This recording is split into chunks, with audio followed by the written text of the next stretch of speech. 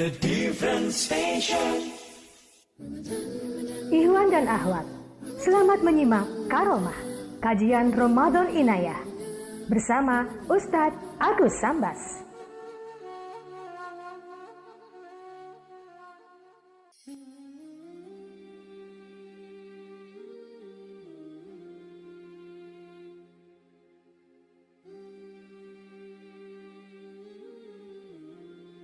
Bismillahirrahmanirrahim. Assalamualaikum warahmatullahi wabarakatuh.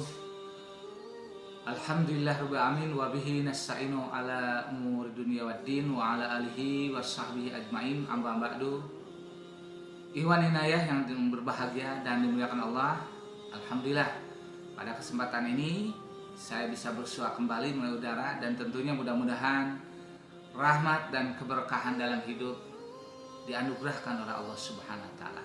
Dan pada kesempatan ini saya akan mencoba menjawab salah satu pertanyaan dari Ikhwan dari Bogor, yaitu Bukania, yang mengatakan dan bertanya, bagaimana kalau sekiranya sampai Ramadan sekarang belum selesai mengqadha puasa tahun lalu.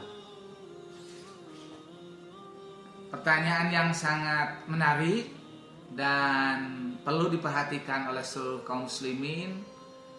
Puasa itu adalah satu kewajiban yang tidak boleh tidak dilakukan oleh setiap orang yang beriman.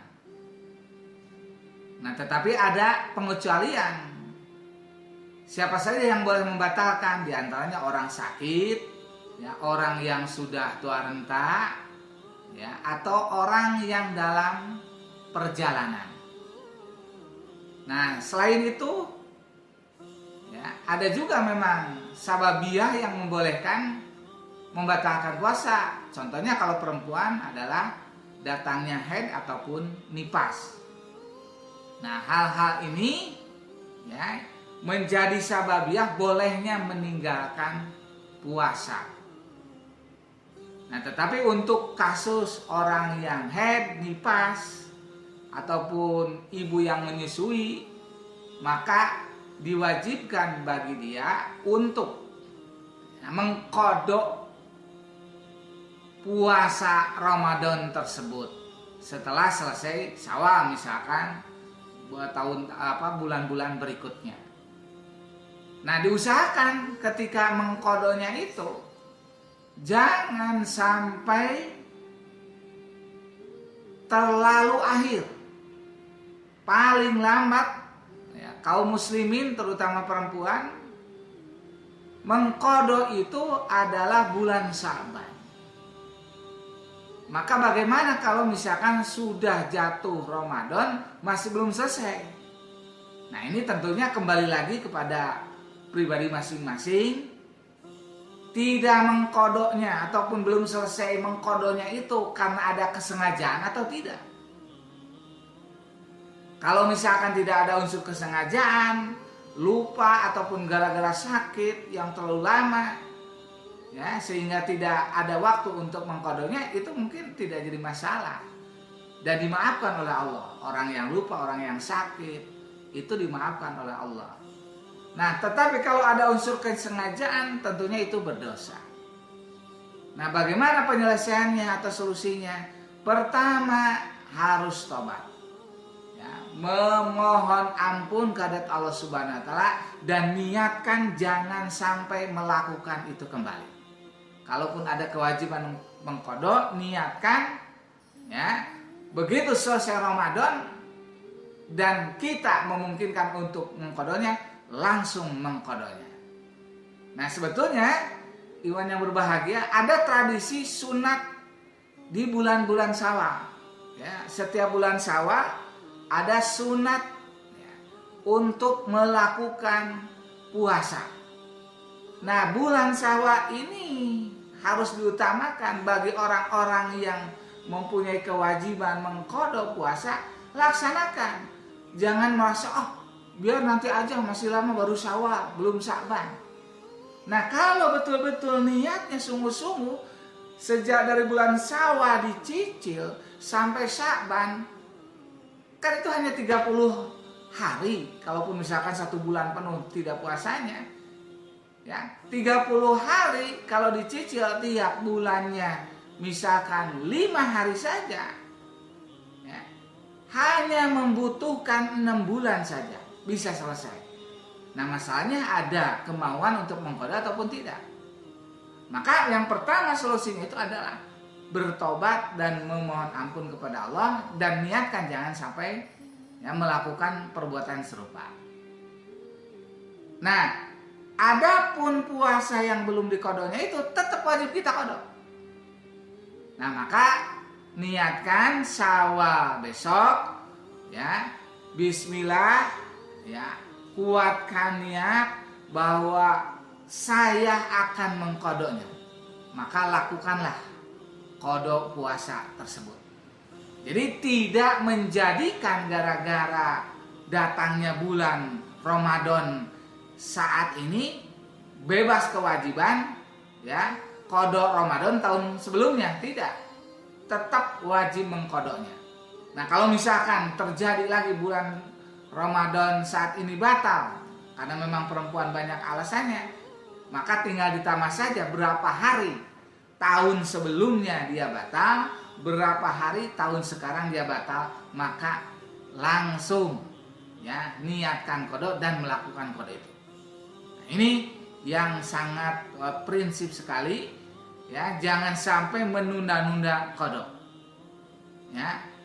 Kenapa? Karena sebetulnya apalagi kalau misalkan puasanya itu ya batalnya dengan sengaja. Ketika 1 hari saja kita membatalkan puasa, maka saumud dahri, puasa seumur hidup untuk niatnya mengganti 1 hari saja yang ditinggalkan, itu tidak mencukupi. Itu keterangannya. Nah, maka kalaulah karena memang sababiyahnya batal, niatkan untuk mengqadanya di bulan-bulan berikutnya. Dan usahakan ketika mengqadha itu jangan sampai di akhir bulan Sya'ban. Ya. Kenapa? Kalau di akhir bulan Sya'ban, jangan-jangan di bulan Sya'bannya itu nanti ada halangan lagi, akhirnya tidak selesai. Ya, terutama perempuan. Dan kita harus tahu, ya, dan setiap orang, khususnya perempuan yang sudah akil balik, kan sudah tahu jadwalnya untuk misalkan datangnya bulan. Nah, ketika jadwalnya datang bulan sudah harus taki-taki. Oh, ini biasanya tanggal sekian datangnya bulan. Ya, maka pasti dia datang bulan dan tidak boleh berpuasa. Nah, jadi ketika mengqadhanya pun bisa dihitung-hitung kira-kira bulan ini, ya, tanggal berapa datang bulannya, maka lakukanlah sebelumnya, ya, ataupun setelahnya.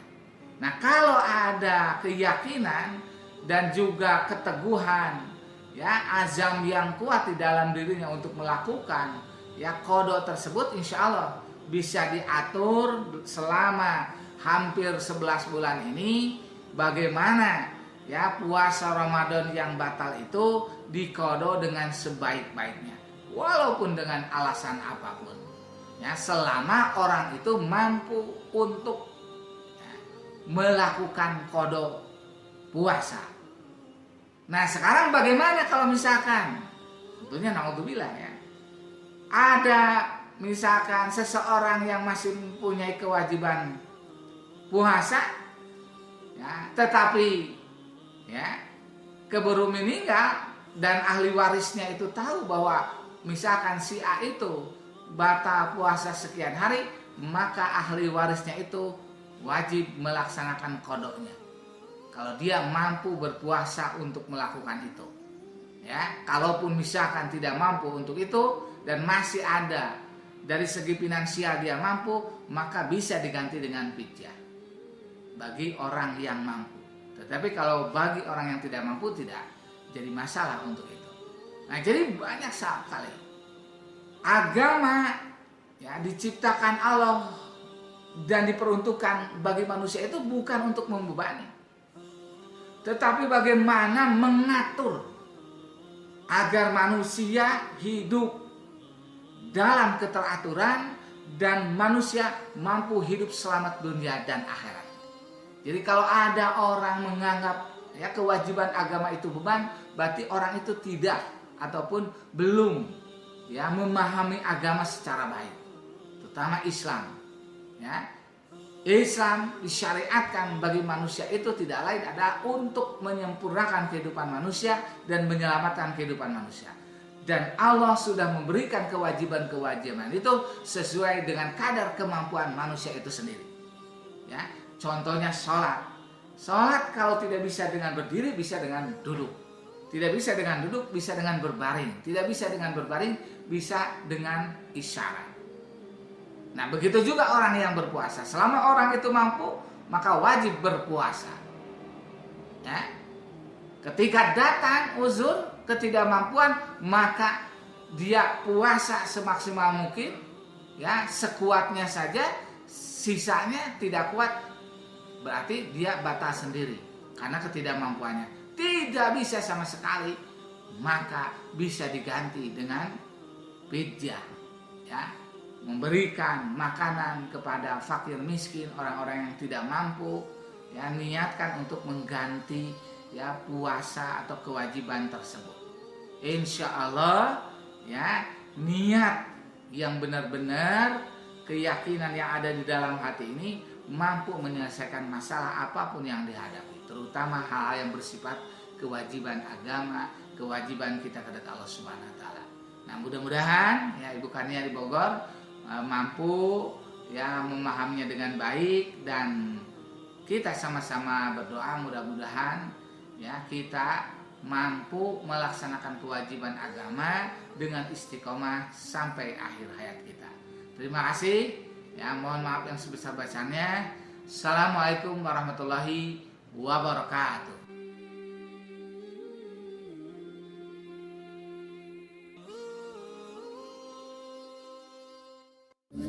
Terima kasih Anda telah menyimak Karomah, kajian Ramadan Inayah, dipersembahkan oleh Radio Inayah 100,8 FM Suryalaya, Tasikmalaya.